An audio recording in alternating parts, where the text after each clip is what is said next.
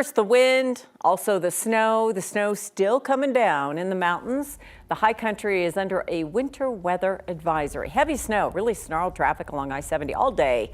This is how it looked earlier in Silverthorne. We saw lots of semis without chains and cars with bald tires having a hard time up there. Denver is under a frost advisory tonight. So anything you bother to plant or your little tender vegetation, get it on in. This could be our last frost, though, until September. That would be nice, right? Areas south of Denver are under a freeze warning. Kathy, so much of our vegetation is tender at this point in the year. For some of us, all of it is, Kyle. You know, this is something we need to be worried about tonight, because if you have just gotten excited about spring weather and started planting those flowers and whatever else, the little baskets and buckets that you might have there, you got to cover them tonight, because look at this camera view. It's not bumping around and moving around. The wind is dying down, and with the wind dying down, temperatures are starting to drop like a rock. The winds are slowly decreasing. We go into that frost advisory overnight, and winter weather and travel advisory still up for the high country. We're in the mid-40s in Denver. Those numbers are going to drop into the lower 30s. Check this out. The wind, not nearly as blustery. We're seeing gusts at 20 and 25 miles per hour instead of 60, 70, and 80 miles per hour. Freeze warning to the south with temperatures in the 20s. Frost advisory for Denver with temperatures in the lower 30s. I'll have the weather you'll wake up to, and that's coming up. Two significant developments with the protests on the Aurora campus today. MSU Denver put out false information blaming protesters for an escalation that was actually done by law enforcement. And then tonight, 14 protesters were cited for trespassing. 9 News reporter Lauren Scafidi joins us from the pro-Palestinian protest camp on the Quad. And Lauren, tell us what's happening right now. Everyone is back at the encampment now, ready for another night of sleeping on the Quad. But it was a very busy afternoon just a couple blocks away at another building on campus.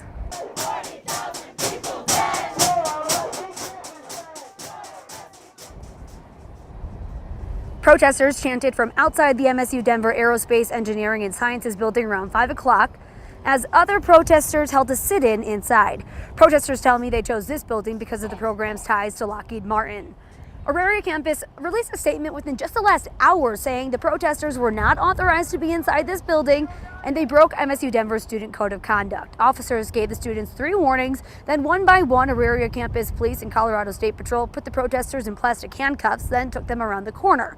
The protesters tell me they were identified, fingerprinted, and cited for trespassing. It was kind of scary. It's like I had no way of knowing that we were going to be let out this quickly. But at the same time, like I've been in the crowd watching my friends doing sit-ins get arrested before, so it felt good not to be watching them, to be with them.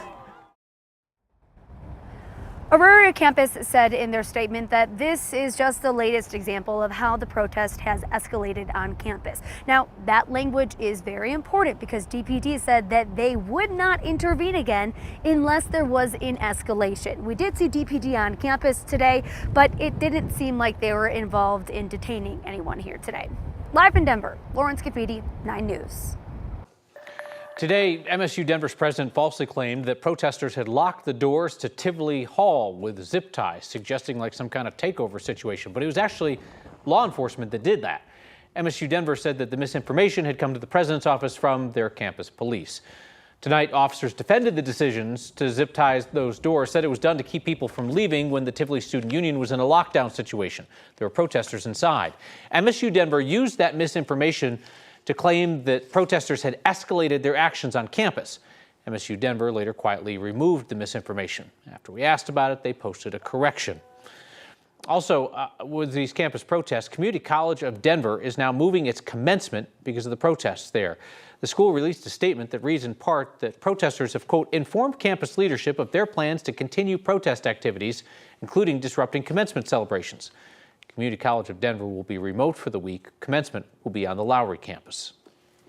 CBI has issued a missing Indigenous person alert for Alania Garcia. The agency says the 14-year-old is a member of the Sioux tribe. Was last seen on May 3rd in Inglewood. CBI says they believe she's still in the area. If you see Alani or know where she is, call 911 or the Inglewood Police Department. A man accused of killing his stepfather was out on bond when police say he shot a teenager last Friday. Police say 19-year-old Mark Cisneros shot a 17-year-old boy in a field off East Jewel Avenue, east of E470. The boy went to the hospital with life-threatening injuries. He's still alive. Police arrested Cisneros for attempted first-degree murder. Last October, police arrested Cisneros for second-degree murder. Police say he shot and killed his stepfather during an argument at a home on East Applewood Drive behind the Southlands Mall. He posted a $25,000 bond. Leadville's first black police chief is suing the city in federal court, claiming that he was forced out of that job due to racial discrimination. Hal Edwards was hired as chief in August of 2021. He says the following summer, some officers in that predominantly white department put in complaints against him. Edwards said that his supervisor, city administrator Lori Simonton, didn't stand with him. And he says that when a third-party investigator largely exonerated him, she used more complaints to put him on administrative leave. And after he complained, he got fired. It was really, really devastating on a personal level. And then, of course, she went to great lengths to protect the complaining officers. But then she wouldn't allow me to even speak to the fact that, with the exception of one allegation, I was exonerated of any wrongdoing. As for that one allegation, Edwards says he did occasionally use profanity at work. Aurora City Councilwoman Danielle Jurinsky is now calling for the ouster of Aurora's interim police chief. At last night's city council meeting, she called for the resignation of the chief and 4 specific officers, citing what she called incompetent leadership. Today, she told 9 News, this is all about how those 4 officers are handling a domestic violence situation in which she was listed as the victim about 2 weeks ago, a situation where her date was charged with kidnapping, assault, obstruction, and criminal mischief. And he will have to stand up to this, in court and whatever may come of it. But at the same time, too, I cannot just allow the system to try and bury him with charges that are inaccurate. The arrest affidavit detailing the police response to the domestic case is still sealed.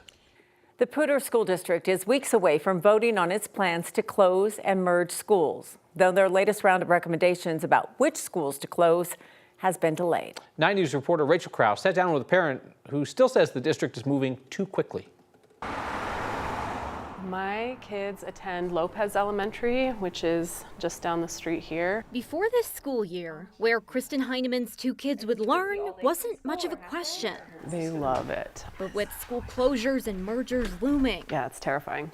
she worries about what's next for her kids. So yeah, freaking out that Lopez might be on the chopping block. After a massive backlash to Poudre's plan for consolidation last fall, the district created a community committee to look at ways to shutter schools. The district says these closures are needed because of budget shortfalls and declining enrollment. Heinemann says parents' emails and quarter requests for clarity on those issues haven't helped. I've been emailing the steering committee and the board, and I'm sure they're inundated with emails all the time, but I'm just kind of getting canned responses without any specific answers to specific questions that I've asked, which is also just very frustrating. And again, that lack of transparency is hard. The committee put out its first round of possible school closures in March. Lopez on that list. Which was disappointing because I felt like that really started to pit, Lopez against other schools and other members of our community, frankly, unnecessarily.